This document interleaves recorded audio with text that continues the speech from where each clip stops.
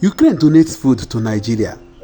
Let me begin by sincerely appreciating the war-torn nation of Ukraine for their generous donation of tons of grains to Nigeria, thereby aiding our current fight against nationwide hunger. As laudable as Ukraine's kind gesture is, it speaks volumes for us as a people endowed with all needed human and natural resources, that a country officially prosecuting a brutal war of national survival with its powerful neighbor, Russia, is generous and kind enough with their food supplies to help us who are. However, a situation like this underscores vigorously the importance of sound political leadership as the first concrete requirement for any nation desiring to develop and enhance the standard of living of its citizenry.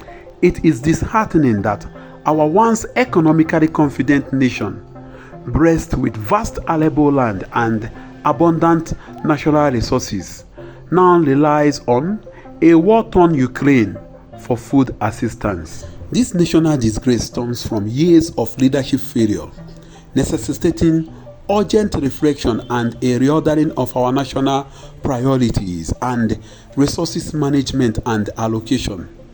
Instructively, Ukraine, with a population of 43 million on 603,728 kilometers square, outshines northern Nigeria, covering 744,249 kilometers square, with a young, energetic population exceeding 100 million in 2015.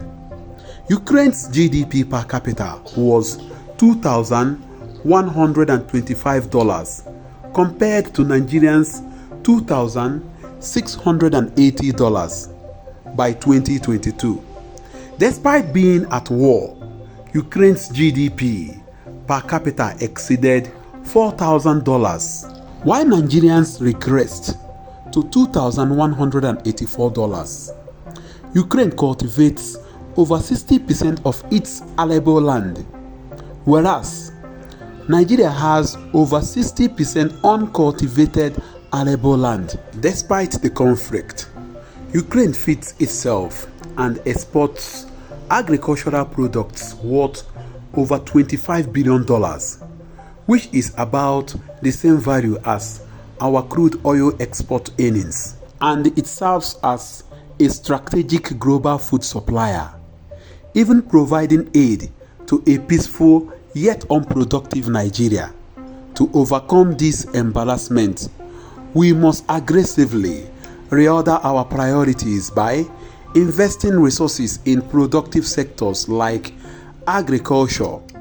Addressing insecurity is crucial for farmers to return to their field, enabling a productive manufacturing sector and supporting small businesses.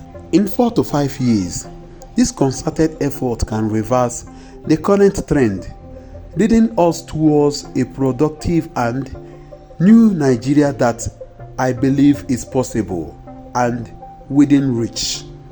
That tweet was from Mr. Peter Obi, the presidential candidate of the Labour Party in the 2023 presidential election. Wow, this tweet is a bombshell, but for me, I think it is more of advice. If Bola Ahmed Tinubu and the APC and his government can imbibe on the things that Mr. Peter Obi listed on this tweet, believe you me, Nigeria will be up. Yes, remember that towards the 2023 presidential election that Peter Obi speaks volume about this. He mentioned so many northern states that have arable land, yet they are unproductive. And look at it today. We cannot feed ourselves.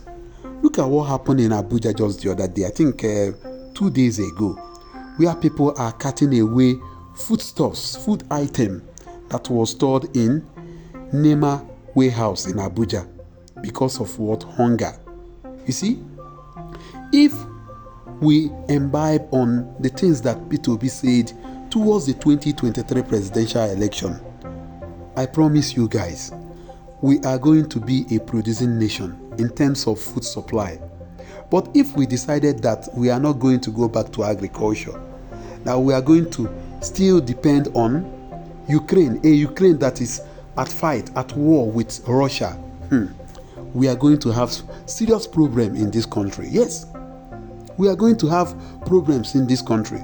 Look at our president going to Qatar to solicit for whatsoever thing that he's going there to do.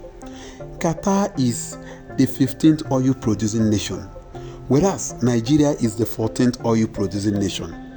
What we have endowed in our country, in Nigeria today, the natural resources, the mineral resources that we have in this country today, I am telling you guys, Qatar do not have half of it. But look at where they are. Qatar told the world that 2022 FIFA World Cup that was hosted by them, that if people decide not to come to the field, that they are going to design a robot, and that they are going to make their stadium what do they call it, AC stadium, that nobody will feel anything like heat. According to report, I heard that Qatar is landlocked, but they feed themselves. But we in Nigeria, we are not. We have Atlantic Ocean. We have arable lands in the northern part of this country. Yet, we depend on Ukraine that is fighting with Russia. Oh, what a nation. I even saw our president and the APC government fighting to see that Bola Ahmed Tinubu visit Qatar. Why should we fight to visit Qatar?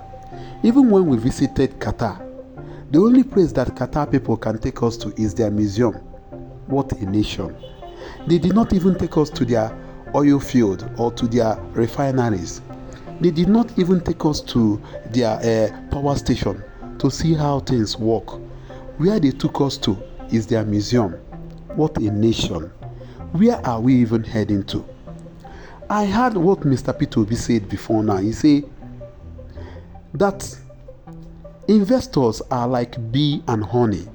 That if you keep your country well, if you settle security, if you settle high taxation, if you settle the economy, investors are going to come. You don't need to go out there to look for investors. Look at our president and the APC. Traveling everywhere, just like what Buhari did in those days, looking for investors. What a nation.